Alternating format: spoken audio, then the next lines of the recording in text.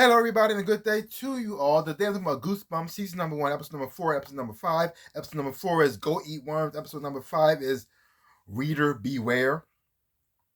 And in these episodes here, things happen that changes the game for a lot of the crew.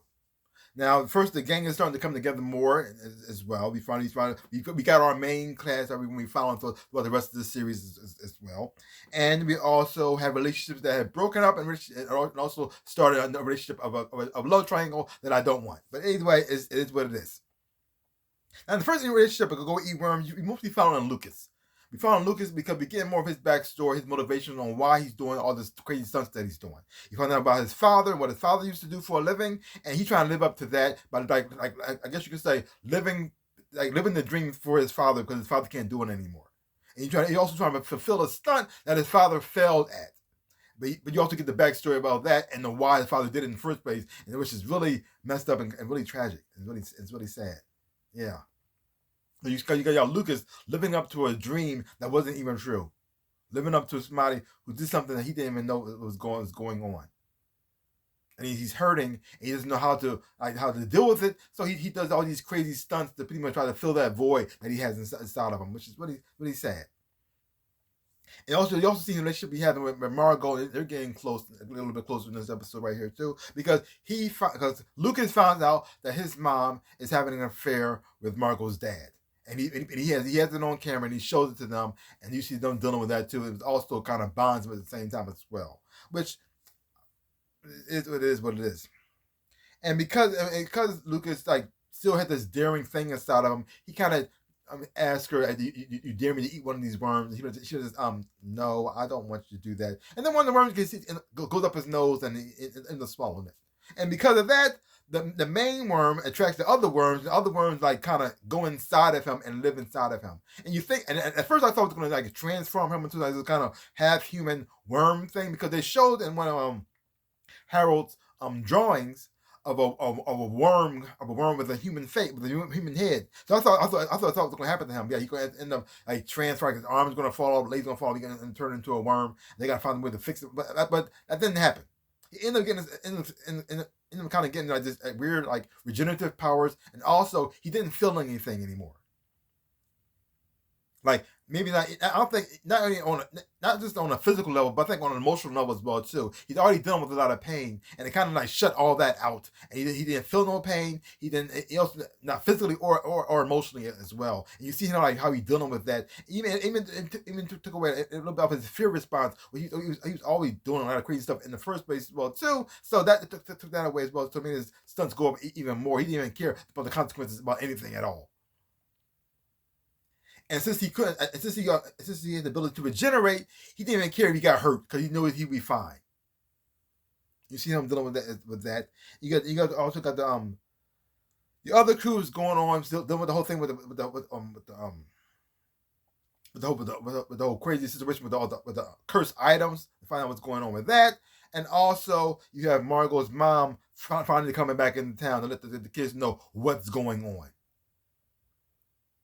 And they tried to go to Nora the first time, Lucas's mom, but she didn't want to say anything. But because it was going on with her son, Margot had to convince his mom to get involved, and now this whole situation happened with that. And you've seen the consequences of the lying and not telling the kids what's happening, and how Harold's getting revenge. And meanwhile, you still had the teacher still being more possessed by this spirit who just wants to get revenge on these people. And in the second episode, you find out why he wants revenge on them. Because I already had a suspicion that the parents were involved, the reason why he died in the first place. And because of Margot finding this book, you see how much they involved they were. Now, it was an accident. They didn't mean to do that, but they still were involved. They didn't go to the police. They didn't try to help. They didn't try to save them. They just said screw it, and then left them to burn to death, and they just left, which is really, really messed up.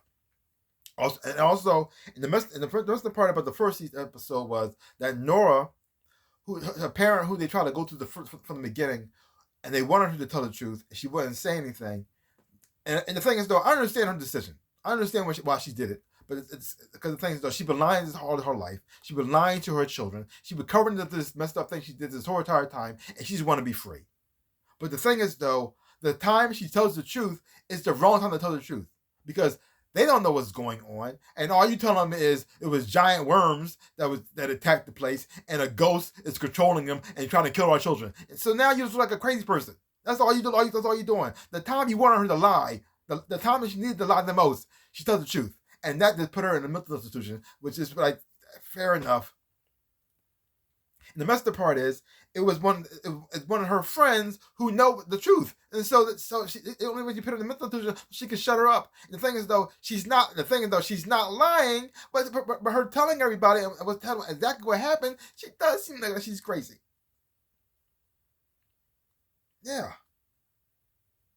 And now we had the second episode of the Reader Beware, where you have Margot finds this book which connects her to the past, let her know what's happening with Harold Biddle, the relationship he had with her mother Sarah, how close they were, and how it looked like Harold had a crush on her mother, and she I don't think she had a crush on him, but she pretty much like kind of used that in a way to get what she wanted from him a lot of times, and also all the relationship the other kids have with their mother, and how they people in a way kind of picked on Harold a little bit, and how that backfired until his death, which is so messed up.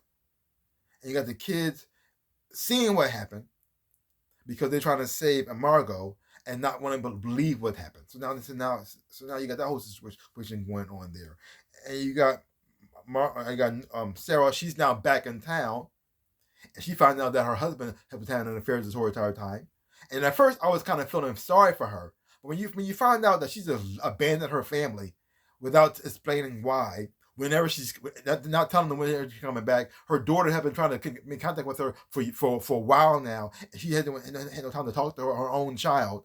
And so now when she found out her husband had an affair, she act like she's all shocked and act confused by that.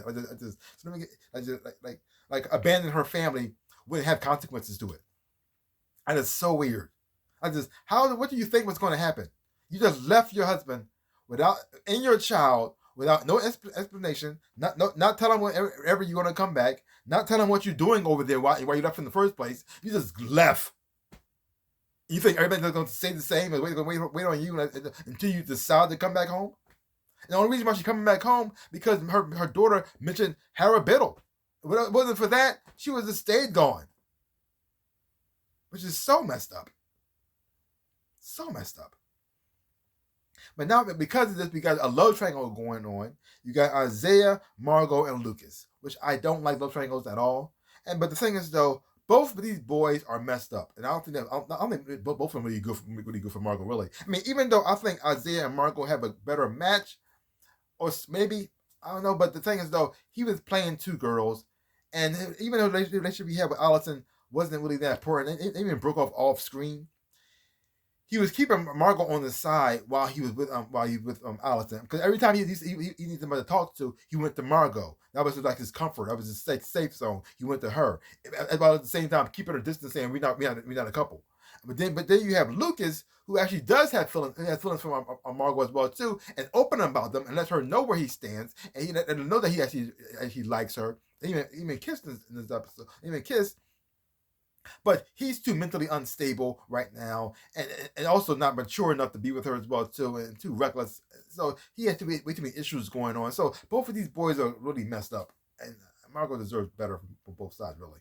But so hopefully they fix that situation. What's going on there? But now the crew, the main crew knows what's going on now. Know the reason for Harold Biddle. Now how they're going to stop him, I don't know. Because there's still more cursed objects out there, especially now how Harold found the eyeball that he was looking for, which mostly the eyeball connected to a puppet that he's looking for. So I don't know what that thing's going to do. But overall, two great episodes as well. The CGI a little bit with the worm situation didn't look as good, but I still enjoyed the show. And also getting to know the backstory, especially people like Lucas, who I didn't even like at first, but now I'm starting to come around to a little bit more because I got to know his motivations, the reason why he was doing it in other situations as well too. And I don't really hate anybody on the show really. Like, even though I may not like some decisions that they make, especially like Isaiah, how you play both girls, I still don't really hate him as a character. I think he's just dumb. So hopefully get that situation fixed out as well. So now that seeing this crew come together and watching them like play off one another, I really do like them as a crew and actually watch them follow them on their journey and on discovery and find out what's going on the truth, how to stop the situation. Hopefully the parents will finally come around and get things straightened out because most likely I can't see this ending well because when the truth comes out, they have to go to jail. They have to. They killed the man. So they killed the boy. How they get away with that? I mean, they get away with that. I really got me really messed up. I just and if they do go to jail, how are they going to affect the kids and what's going on there? Are the kids going to cover it up and ignore it, or I don't know? But either way, interesting story. I'm looking forward to see how it's going to come around. But other than that, like I said, I enjoyed 2 episodes. So leave comments down below. Let me know what you thought of 2 episodes of Goosebumps. If you haven't been watching them, check it out for yourself. Hopefully you watch it, you will enjoy, have fun watching it too. So give my channel a like, hit the thumbs up, shaboop, and subscribe to my channel and share. I really do appreciate it. Also, links down below. Next to my social media, you want to follow me there. Thank you so much. Also to my stores where I sell things with shirts and socks and everything else and whatnot. See some stuff, buy some stuff. I really would appreciate it. Like I always say, in my dreams of a life, I am the Ninja Rabbit. Peace out, peoples.